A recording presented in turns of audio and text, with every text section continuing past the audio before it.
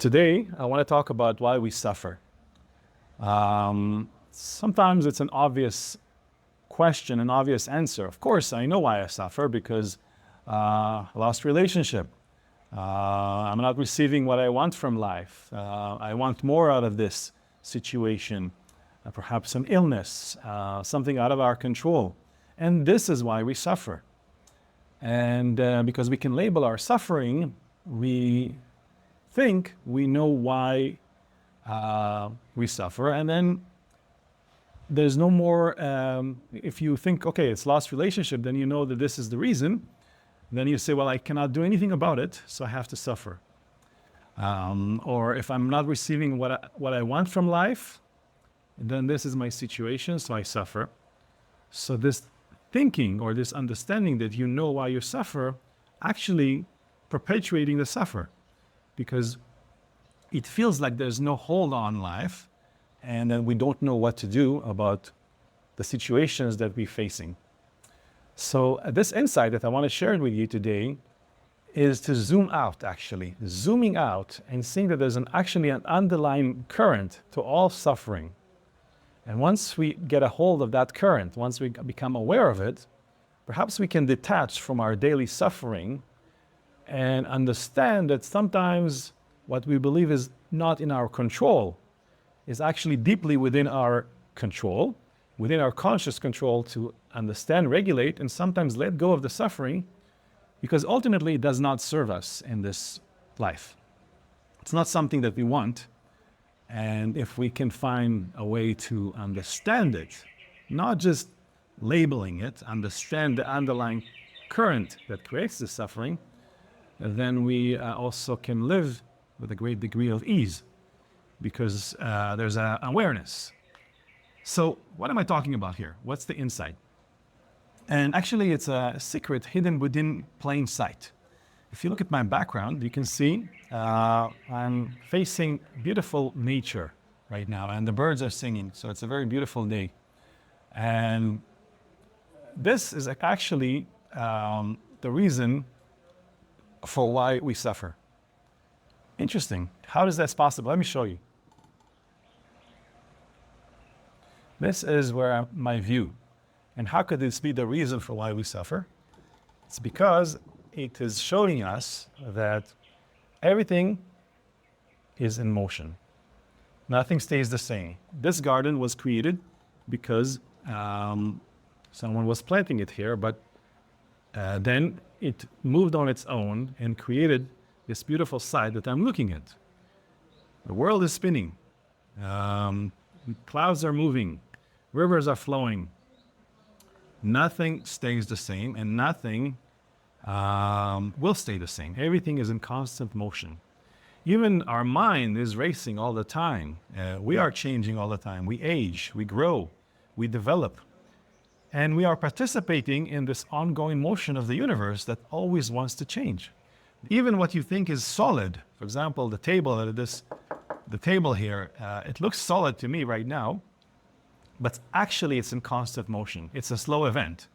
Atoms vibrates, and slowly with time, this table, which looks solid to me right now, is going to deteriorate, and it's going to return into its formless state, which means that it has no shape, it has no form, it's always moving.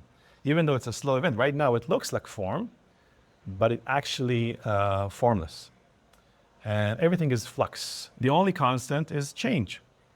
So really, if the only constant is change, that's the only thing that we can know for sure about existence. Really, actually, the only thing we can know for sure about existence that is the only constant is change. Perhaps it's the message. Perhaps herein lies a deep message to all of existence. That if you ever find yourself feeling lost, stagnated, like you don't have a grip on life, like something is not happening in your life, perhaps you're not participating in this ongoing motion. Perhaps you're resisting what is already flowing through us.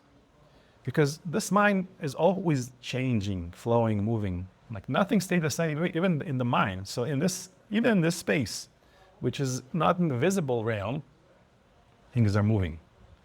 And we are a part of the universe in that sense. We are connected to the universe in that sense. And perhaps we are here to evoke change. Every time we move, every time we create, every time we learn, every time we grow, we feel joy, we feel happy. It is like we are rewarded towards that motion.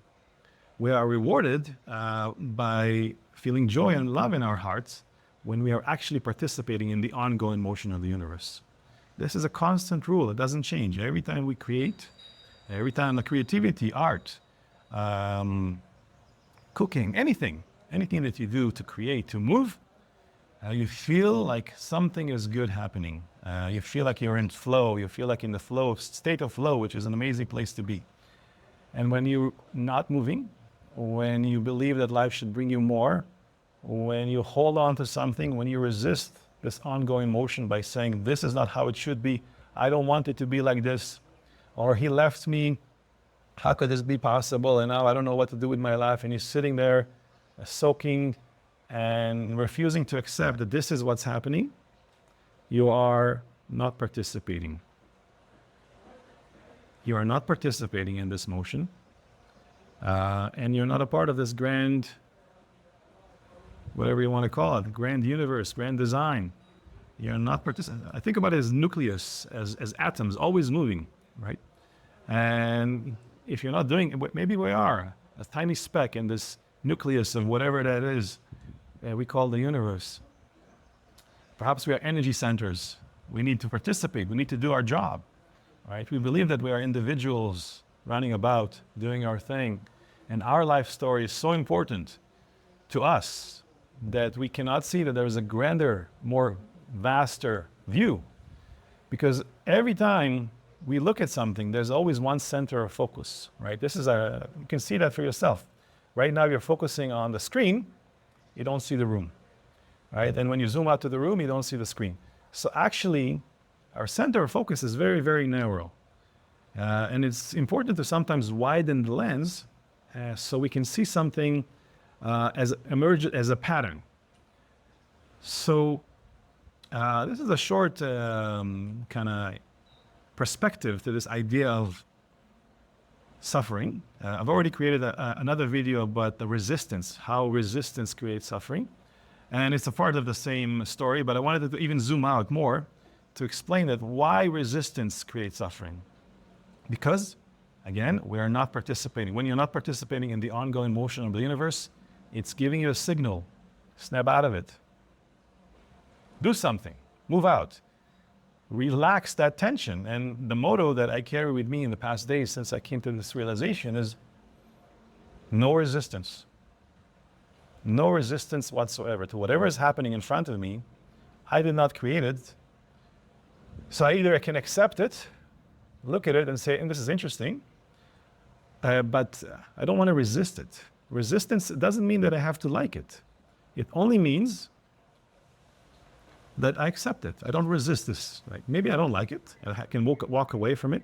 Perhaps it's not my thing, but it doesn't mean that I can resist it. Right? It's happening. So resistance is really the key here. I say to myself, whatever is happening, whatever life is bringing me, I say no resistance.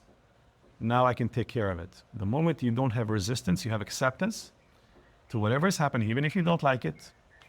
You can understand what to do with whatever is happening.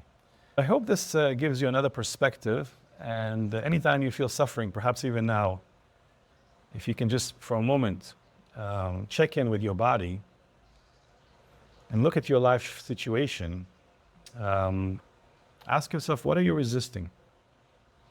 What is alive in you that you are resisting in this moment? And can you ease that tension? Can you let go of whatever that is? Can you say to yourself, no resistance? Because if you resist it, you just suffer, but it doesn't change the situation. As much as you want it to be different, it's coming back to the present moment, recognizing that this is life. This is what's happening.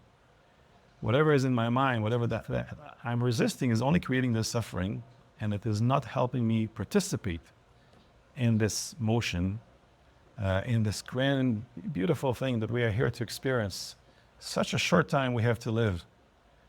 Wouldn't be a waste to spend, wouldn't be a waste to be suffering for some part of it and not help it grow, do its thing. This is a question for you. Feel what I'm saying and see if it helps to relieve some tension. Thank you for listening, and I hope you will subscribe, write in the comments if this was helpful or if you have any questions. I'm looking forward to that.